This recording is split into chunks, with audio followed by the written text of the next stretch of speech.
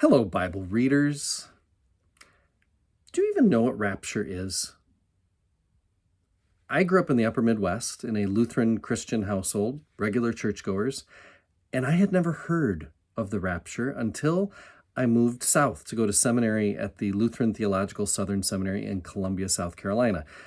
After 2 years on campus in Columbia, I went on a third-year internship to Greenville, South Carolina. And then fourth-year seminarians return to campus where they frantically try to learn all the stuff they found out they didn't know while they were on internship. I'm still working on that 20 years later, but I mention my time in the South because Christianity, of course, is different in different parts of the country, in different parts of the world, even within denominations, but especially where this denomination is the majority here while it's in the minority there. Lutherans, for example, are abundant in the upper Midwest. Down south, not so much. It's mostly Baptists. And then within these denominational labels is a huge spectrum of beliefs. And layered on top of all the differences, on top of all the orthodoxy as well, as far as like what a Lutheran or a Roman Catholic or a Southern Baptist or a Bob Jones Baptist, layered on top of what that church body may say as though they have a unified voice, individual members of denominations have their own individual experiences and expressions of faith too, right? Oftentimes informed by popular Christianity. Christian books, for example, they don't care whether you're Lutheran or Methodist or Roman Catholic or Baptist or evangelical or whatever. Just buy my book, right? Watch my televangelism. TV, radio, internet, podcasts, live streaming worship services for free on YouTube. All of these things have served to cross-pollinate ideas between denominations unlike any other generation has known. And cross-contaminate too. The rapture was an idea that stayed pretty contained for a very long time, but with the advent of the internet and the books and the movies that came, especially with the Left Behind series, rapture theology exploded. Eventually, an ELCA pastor landed on 60 Minutes with Morley Safer to refute rapture theology. Like, for a Lutheran to get on the news, it must have gotten pretty serious, right? So I'm going to use that pastor's book for the next, I'm grabbing it here, this is what it is, for the next couple of posts to explain what rapture is and why Revelation is not supporting rapture theology, because the only thing that does support rapture theology is human fear, our desire to judge, and a pretty low estimation of God. The Reverend Dr. Barbara Rossing is the pastor I'm referring to, a teacher at one of our ELCA seminaries in Chicago. Her doctorate was from Harvard, her master's was from Yale, and in 2004, she wrote that book I held up a second ago, The Rapture Exposed, the message of hope in the book of Revelation. I commend it to you. I'm tempted to read the whole thing to you, word for word, but I promise to do this Bible reader study so that you don't have to do all that reading. So I'm going to summarize her description of rapture from her book. In 1830, it's quite a story, by the way. In 1830, in Port Glasgow, Scotland, so this isn't even 200 years ago, a 15-year-old Margaret MacDonald attended a healing service. There she was said to have seen a vision of a two-stage return of Jesus. John Nelson Darby, a British evangelical preacher, adopted her story and then amplified the message. Of course, Christians have always said Christ will come again. The innovation here is that Christ would come twice. The first return would be secret, to rapture his church out of the world and up to heaven. After 7 years of global tribulation, he'd return again to establish a Jerusalem-based kingdom on earth. My preaching professor, when any of us students would make a claim that wasn't clearly rooted in the text we were preaching from, he'd stop us and say, as annoyingly as possible, "Where'd you get that from, preacher? Did you just pull it from somewhere the sun can't shine? Don't do that. If I came all the way to church to hear the truth, don't make stuff up." so I try not to. Sadly, John Nelson Darby wasn't taught by Tom Ridenour. Darby was excited about this double return with a 7-year gap, so he started to scour the Bible for proof texts. You know what these are. I feel a certain way about something, and when I find a word or phrase in Scripture to prove my feeling, then what are you going to say? That the Bible is lying?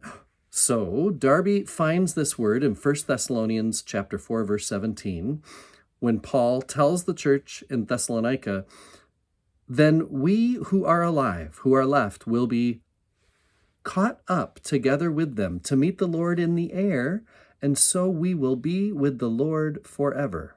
So caught up in Latin, the word is raptio. Darby creates rapture.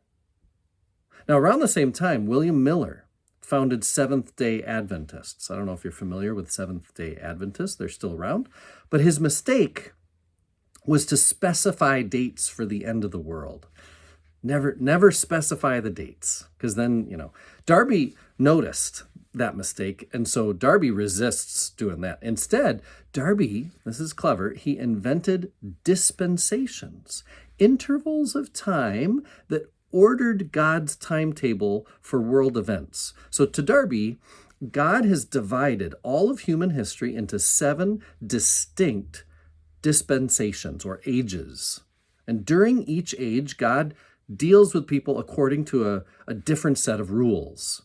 Dispensationalism lays out a rigid master plan for all of history.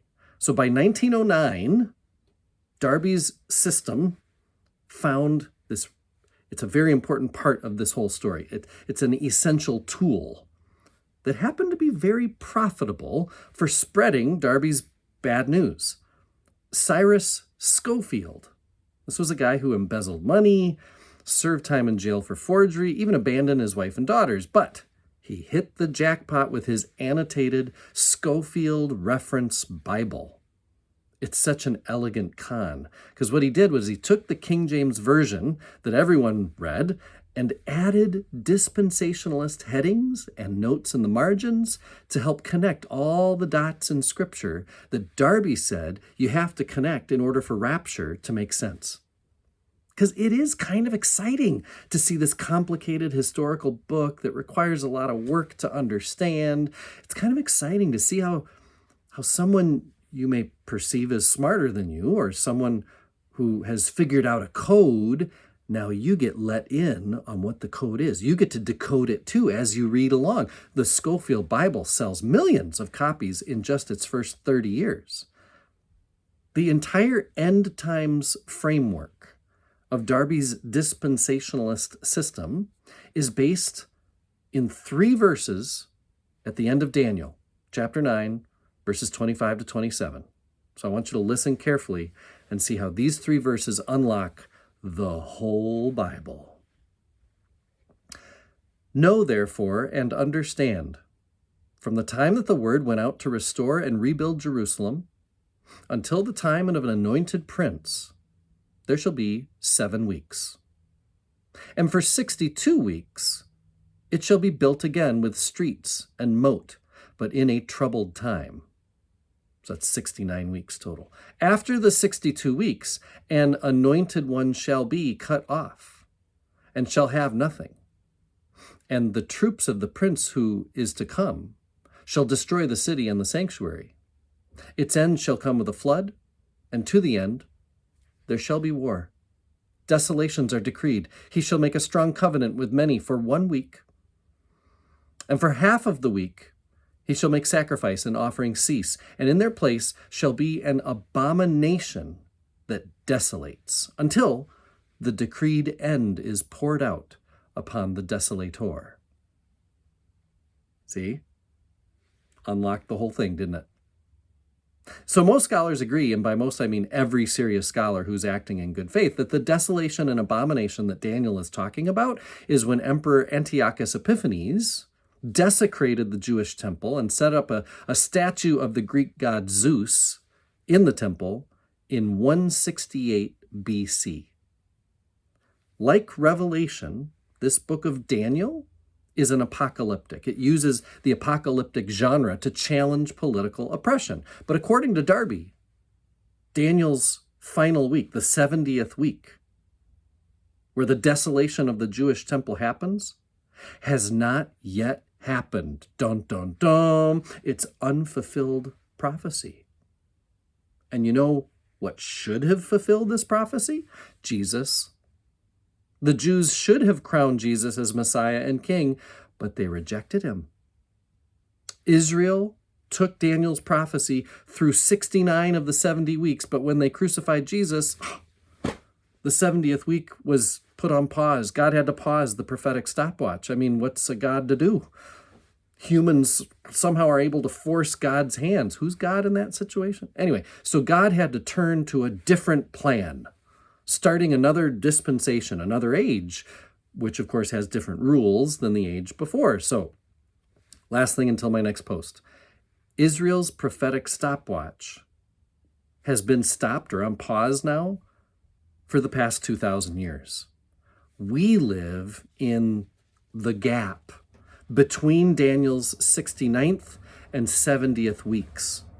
Church history then is just a timeout, you could say, but any minute now, God will remove true Christian believers by a rapture, keeping the church completely separate from Israel, a key element in the system and pretty anti-Semitic if you ask me. Then, the prophetic stopwatch can resume once this rapture happens for the final week, which each day is understood to be a year, of course. So for 7 years, when Christ will come again. Those 7 years, that's what I'll get at next time, because according to rapture theology, that's what Revelation is all about. And spoiler alert, no, it's not. I am one with my God. My God is with us, all of us, at all times and in all places.